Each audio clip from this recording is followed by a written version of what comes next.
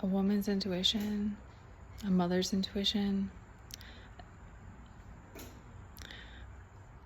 it's 99.99%. It's on. I had a conversation at the beach when his family came to the beach the year that he was getting a diagnosis. And I said to him, our kid is different. I was praying, and they told me they think he's just ADHD, and I was hoping that it wasn't going to be. ADHD is hard with school anyway, too. But I was hoping that he wasn't going to get the diagnosis, but I was like, our kid is different. And he didn't want to listen. He didn't want to have anything. He came up against me. He was like, and every time we would talk, he'd always throw like, oh, I have rights and all this. He would do that. He would demean me in front of his parents. It only happened we didn't have that many fights. That's the thing. I'm good. I didn't realize how much I was I've been fawning, because I have that even when I try to be better. I mean, I've learned a lot about communicating. I deal with explosive behavior too with my kids, so I'm not afraid of that, but it's also I don't want to just. Anyway, I just have this tendency. It's just it's part of how I am. I can go a really long time, and then it's an explosion if I'm not feeling heard.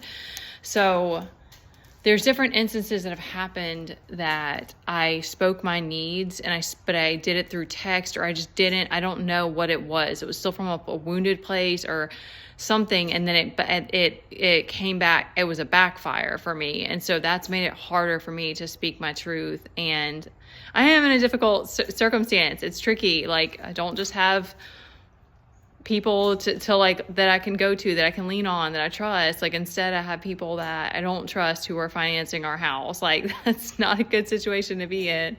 So anyway, yeah, but that happened, and then it's been crazy after crazy after crazy with my kid, and his dad has just fought us every step of the way, but has somehow made a way. It's ironic because then he and his parents stood up for him about money being more important. And so they backed him up, and now he had to pay all these therapy bills. And now I can't even believe that my kid, I've never experienced this because I didn't have that. His teeth aren't coming out. We were getting them pulled out because he's having his back teeth come in. And his other teeth are the roots grow deeper or something like that when that happens. So his baby teeth are refusing to come out. And so he's having to get them pulled, which is a huge cost. So I hate it. It's sad to have to watch this because I'm I don't know what would be different if he had been here, other than my kid's behavior probably wouldn't have been as insane. I remember that every time he used to be so happy when John would come, and my heart would just be it was just those full circle moments, or whatever. Now it's very different because he's gotten adapted to the fact that he doesn't see dad all the time. But your intuition isn't off, and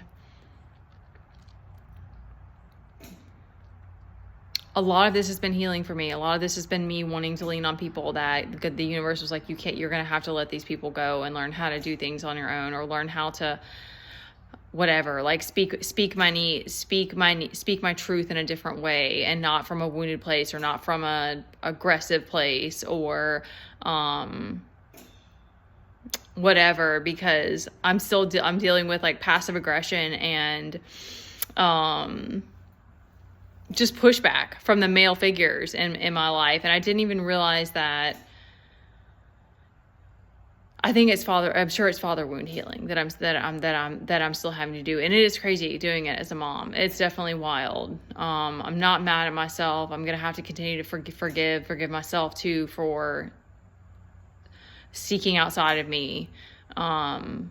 It is hard as a mom. It's hard to just trust that everything's going to fall into place when it's meant to. My patience is not my strong suit. I've learned a lot, but it's hard being patient, because you can't just have all the things you need right now. But then oftentimes it's that just getting myself out of that space, and then I'm okay again. But, I don't want to continue forward not knowing if I'm going to be able to feed my kid. It's terrible. It's just, I'm sorry. I'm trying to I just can't find good, happy, good, positive words about it, because it's just, and my kid, I'm lucky to have the kid that I do that doesn't just he is and he isn't picky. Like if we grew a garden, there's probably a lot of that he wouldn't eat, but he doesn't ask for tons of things. Like even when we're at the store, he doesn't ask for a bunch of stuff. So I'm really fortunate in that way. I don't want to like drag this out. I think there was another thing about intuition. There's definitely been one time, I'm just going to give this, cause this was like a premonition thing. We were at a hotel, and I'm just kid you not, they had the open and close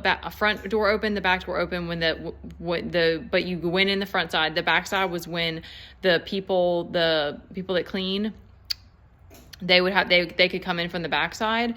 It hadn't happened yet while we were at this hotel. And when we stepped in, there was one time, one of the times we were there for 3 days. And I was like, they're coming in from the back. I swear it came over me. And a few seconds later, it opens up from the backside and they come in. It was just so random. So random. Like, why did my intuition need to tell me that? But sometimes it's like to show you that it's like, yeah, it's on point. Like, don't question it. Just and the right people are going to appreciate and respect it, y'all better, because at some point it's going to be something that's needed. All right, that's it.